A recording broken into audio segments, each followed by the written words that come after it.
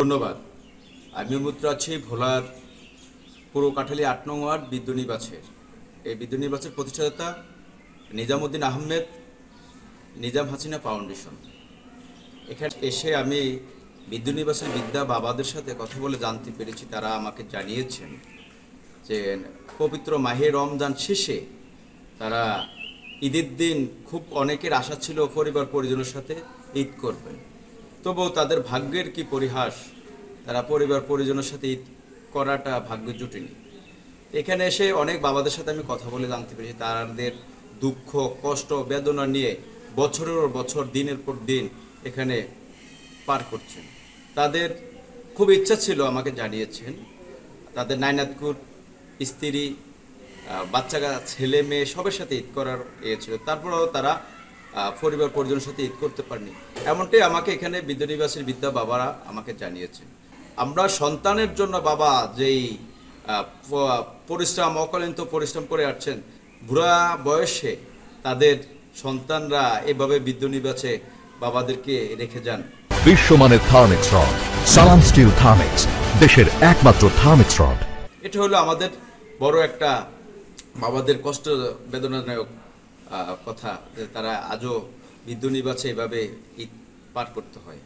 এখানে আমি এসে ঘুরে ঘুরে দেখতে পেরেছি এই বিদ্যুনিবাসে তাদের জন্য বিদ্যুনিবাসের প্রতিষ্ঠাতা চেয়ারম্যান নিজামুদ্দিন আহমেদ, এখানে তাদের ওর জন্য ফুলের বাগান আছে, ঘাটলা আছে, কলা বাগান আছে, বিভিন্ন কিছু রেখেছেন। তারা এখানে ঘুরে ঘুরে এখানে তাদের দিন পার করছেন। এই স্বাচ্ছন্দ্য দেখে তাদের দিনগুলো এভাবে পার হচ্ছে।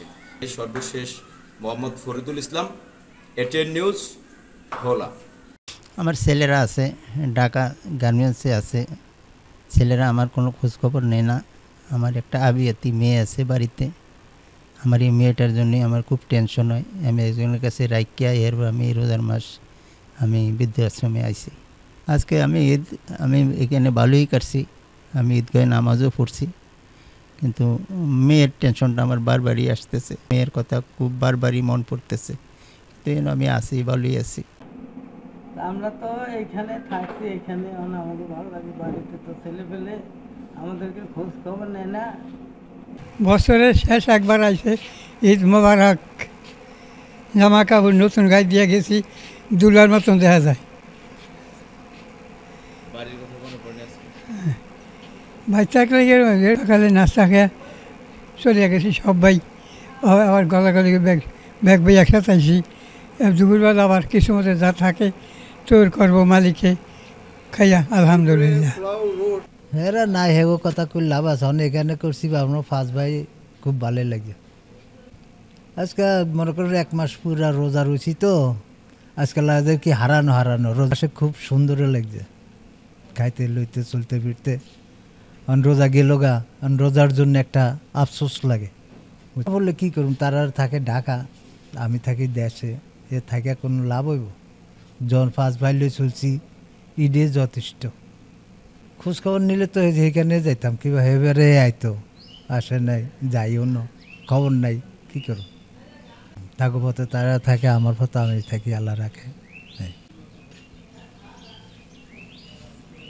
এখানে থাকি বেকার অবস্থায়, এই আজ নামাজ পড়িয়া আনে বসছি,